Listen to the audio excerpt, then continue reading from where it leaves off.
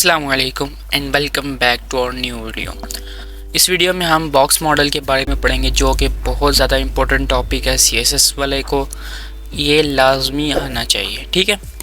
वो front end सीख रहा है या बैक एंड भी सीखना है, बैक एंड डेवलपर बन रहा है, लेकिन फ्रंट एंड के अंदर अगर वो सीएसएस सीख रहा है तो लाजमी से लाजमी उसको बॉक्स मॉडल आना चाहिए, ठीक हो गया। अब पिछली वीडियोस में हमने कुछ पैडिंग, मार्जिन्स, यूनिट्स के बारे में काफ़ी अच्छी इंटरेस्टिंग चीज़ें भी पढ़ी थी। अगर वो आपने नहीं देखी तो वो आप देखना चाहते हैं तो मैं लिंक डिस्क्रिप्शन में प्लेलिस्ट का दे दूँगा, आप जाकर देख सकते हैं। ये सीएसएस की पूरी सीरीज़ आ रही है, ठीक हो गया। और हमने HTML भी कवर कर चुके हैं इंशाल्लाह इस वीडियो में। इस सीरीज़ में इंशाल्लाह इस पूरी वेब डेवलपमेंट की सीरीज़ में हम PHP की वीडियोस भी डालेंगे और फुल स्टैक एक वेब एप्लीकेशन भी बनाएंगे। स्टार्ट करते हैं आज की वीडियो। सबसे पहले पढ़ लेते हैं बॉक्स मॉडल क्या। In the CSS term box model used when talking about design and layout, ठीक है, उसको तो छोड़ें। The CSS box model is essentially a box, ठीक हो गया। वो कह रहा है एक बॉक्स होता है that wraps around every HTML element. वो कह रहा है हर HTML एलिमेंट के अराउंड में ये बॉक्स मॉडल रैप होता है। It consist of margins, borders, padding and actual content the image below. अच्छा, ये देखें बॉक्स मॉडल कुछ इस टाइप का होता है जिसके अंदर मार्जिन, पैडिंग, कंटेंट होता है। इसकी एग्जांपल देने के लिए मैं आपको एक यहाँ पर डिव लेके अपने उसमें बताता हूँ। डिव दे देता हूँ जिसका नाम रख देता हूँ बॉक्स, ठीक है। अब ये मैंने किस तरह किया ये मैं आपको अगर आप चाहते हैं कि मैंने डायरेक्ट क्लास लिख लिया एकदम शॉर्टकट्स, तो मैं इसके VS कोड की अलग वीडियो में बताऊँगा। अच्छा, उसके बाद मैं यहाँ पर नीचे लिखूँगा, मैं कुछ भी नहीं लिखूँगा, मैंने CSS कनेक्ट की हुई है, ठीक है।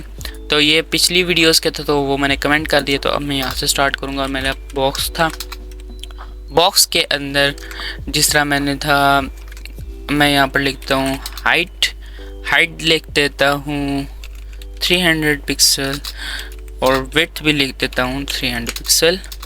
और यहाँ पर मैं लिख देता हूँ क्या लिखूँ बॉर्डर, ठीक है। मैं आपको जस्ट समझाने के लिए लिख रहा हूँ, ठीक होगा। बॉर्डर के बाद हमारे पास और क्या आता है, मार्जिन में लिख देता हूँ 120 पिक्सल, ठीक है। पैडिंग में लिख देता हूँ 20 पिक्सल, ठीक है। अब इसको मैंने चलाना भी है तो मैं यहाँ पर जाऊँगा HTML में। इंडेक्स CSS में आप यूँ ना चलाएं, इधर नहीं चलाना आपने, इसको गो लाइव हमेशा HTML में करना है, ठीक है।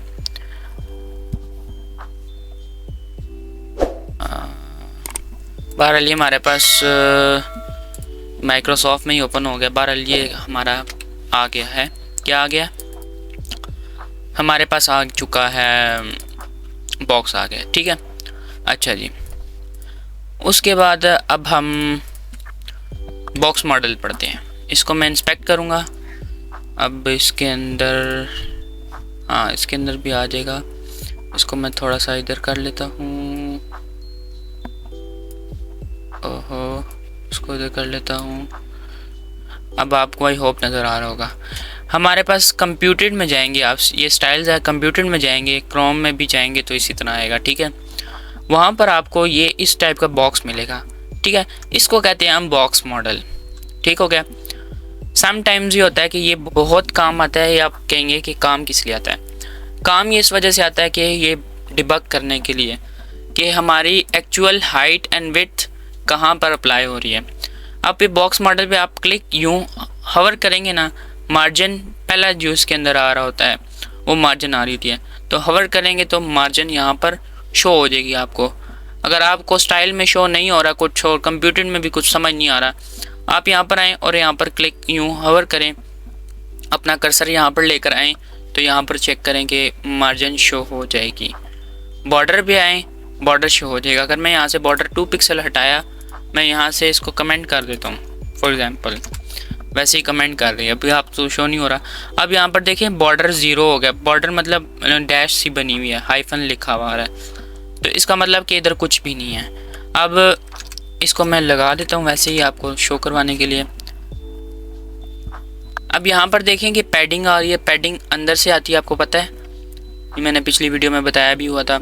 तो ये देखें पैडिंग यहाँ पर शो हो गया। अब ये अंदर जो आ रही है ना, अंदर ये आपके पास एक्चुअल कंटेंट की हाइट एंड विड्थ आती है, तो वो हमने खुद दी हुई है। हमने क्या दी हुई है? 300 पिक्सल 300 पिक्सल। तो ये कितनी आ रही है? उप्स, ये कितनी आ रही है? 300 क्रॉस 300 हाइट एंड विड्थ। अगर आप इसको यहाँ से कम कर देते हैं, फॉर एग्जांपल हाइट को आप 200 कर देते हैं, तो ये क्या बनेगा? 300 क्रॉस 200। तो ये आपकी हाइट एंड विड्थ यहाँ से कैलकुलेट होती है। ठीक है, अगर आप डिबग कर रहे हैं किसी चीज़ को, आपको समझ नहीं आ रही, तो ये बॉक्स मॉडल जो है ये बेहतरीन। ठीक है, तो बस इसमें कुछ ख़ास नहीं है, बस यही ख़ास है कि बस आपको ये समझ आनी चाहिए, आपको पता होना चाहिए कि आप बॉक्स मॉडल क्या होता है। ये बहुत सारे इंटरव्यूज़ में भी पूछा जा सकता है। तो बॉक्स मॉडल कुछ भी नहीं होता, सिर्फ ये प्रोवाइड करता है मार्जिन पहला जो होता है, उसके अंदर दोबारा बॉर्डर्स, पैडिंग एंड समटाइम्स ये होता है ना, हमें समझ नहीं आ रही होती कि पैडिंग किधर से आ रही है, मतलब लगी जा रही है, लग रही किधर से है, या फिर लगी भी हुई है कि नहीं, स्पेस वैसे ही आ रही है। तो उन केसेस में हमारे पास ये बॉक्स मॉडल हम यहाँ से चेक कर सकते हैं कि भाई ये क्या हो रहा है। ठीक हो गया। तो एक काम मैं करता हूँ अभी, ये तो बॉक्स मॉडल हो गया ना। अभी हम एक वीडियो लगाते हैं, वीडियो नहीं सॉरी इमेज लगाते हैं,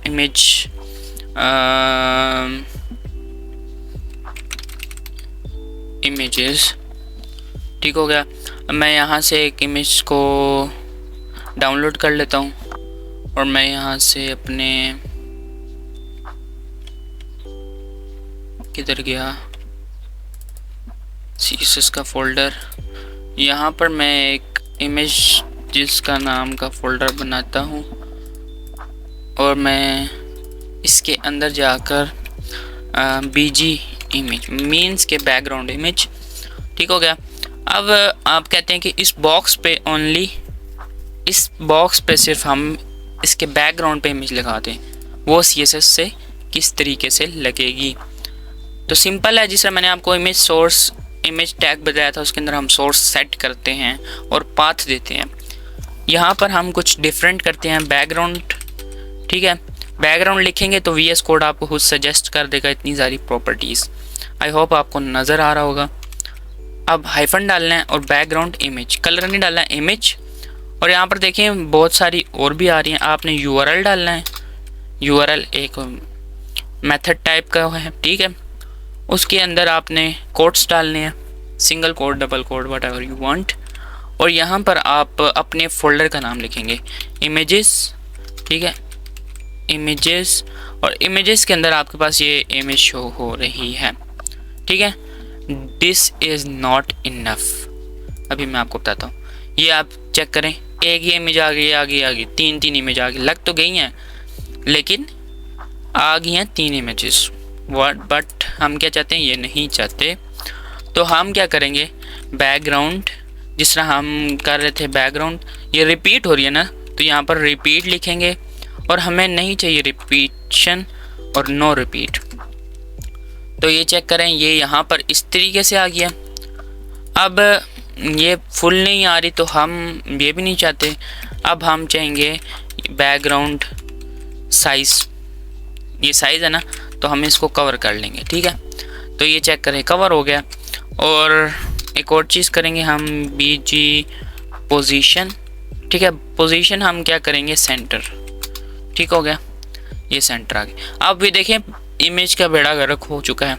आप कहेंगे ये क्या हो चुका है, एक्चुअल इमेज तो इतनी खूबसूरत है और हमने जो इमेज लगाई है उसका तो बेड़ा गर्क है। अच्छा, उसकी मैं वजह आपको बताता हूँ। अब देखें इस इमेज की जो हाइट है ना, वो है, कितनी हाइट है आपके सामने, इसकी हाइट 6000 है और विड्थ कितनी है, 4000।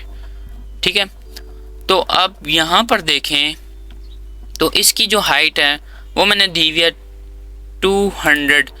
ये तो बेड़ा गर्क है इसका, समझ रहे हैं ना आप।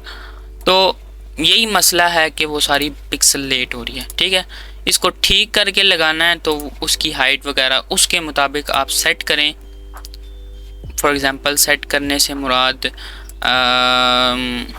यहाँ पर अगर मैं 1000 लिख देता हूँ वैसे ही और यहाँ पर जाता हूँ तो ये देखें थोड़ा सा नज़र आने लग गया इसका व्यू, ठीक हो गया। और इसकी जो विड्थ है, अभी वो विड्थ बहुत कम है तो विड्थ आप 1000 मोर लिख दें। ठीक है, तो वो विड्थ जो है वो अभी भी थोड़ी कम है, तो लेकिन हाइट उसकी कितनी बताई हुई है वहाँ पर 4000। ठीक है, तो ये मसला है कि वो इमेज बहुत बड़ी है और हमने हाइट अपनी मर्ज़ी की दी हुई है, इस वजह से काम ख़राब हो रहा है। ठीक है, बहरहाल मेरा मुद्दा ये नहीं था कि इमेज को ठीक है, मेरा मुद्दा ये था कि आपको सिंटैक्स बताना कि इमेज जो है वो इस तरीके से लगती है। अगर आप इस इमेज को सेम एग्जैक्ट थिंग आप फ्रंट एंड पे लगाना चाहते हैं तो यहाँ पर आप भी लगा सकते हैं। अब बैकग्राउंड आप कलर भी चेंज कर सकते हैं, आप बैकग्राउंड कलर। ठीक है, अगर आपने कलर चेंज करना है तो मैं तो यही सजेस्ट करूँगा कि बैकग्राउंड कलर लिख के आप यहाँ पर चेंज करें। फ़र्ज़ करें मैंने ये लिख दिया है और ये क्या ओपन हो गया। अच्छा, तो ये देखें, इसको मैं जूम आउट कर देता हूँ वापस से और इसकी जो हाइट है वो दोबारा से कम कर देता हूँ क्योंकि बहुत ज़्यादा हो गई है, और जो विड्थ है वो भी बहुत कम कर देता हूँ। तो ये देखें ये आ गया कलर। अब आपने कलर यहाँ से इसका कोई चेंज करना है तो वो आपकी मर्ज़ी है। ठीक हो गया। अब बैकग्राउंड, अगर सिर्फ आप बैकग्राउंड लिखेंगे ना, सिर्फ आप बैकग्राउंड लिखेंगे तो वो बैकग्राउंड इमेज की जगह भी लग जाएगा, बैकग्राउंड कलर की जगह भी लग जाएगा। ठीक हो गया। तो इस वजह से आपने ये बैकग्राउंड, सिर्फ बैकग्राउंड अगर कलर देना है तो आप यहाँ पर कलर की जगह लिखें कलर।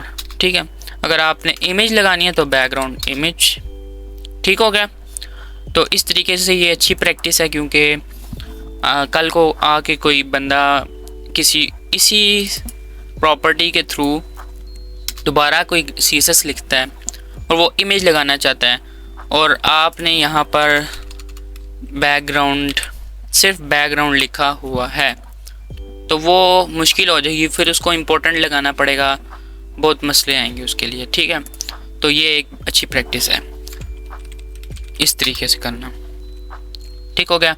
आई होप आपको वीडियो पसंद आई होगी, अगर आई है तो चैनल को लाइक सब्सक्राइब करें। ठीक हो गया, सॉरी चैनल को कह रहा हूँ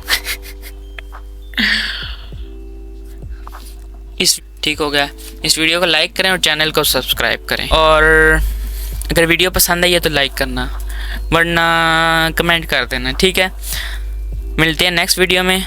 बॉक्स मॉडल आज पढ़ चुके हैं, बैकग्राउंड इमेजेस वगैरह, बैकग्राउंड कलर वगैरह क्या होती हैं, प्रॉपर्टीज़, ये भी पढ़ चुके हैं।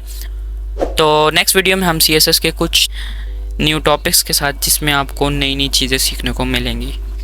मिलते हैं नेक्स्ट वीडियो में, तब तक के लिए अल्लाह हाफिज़।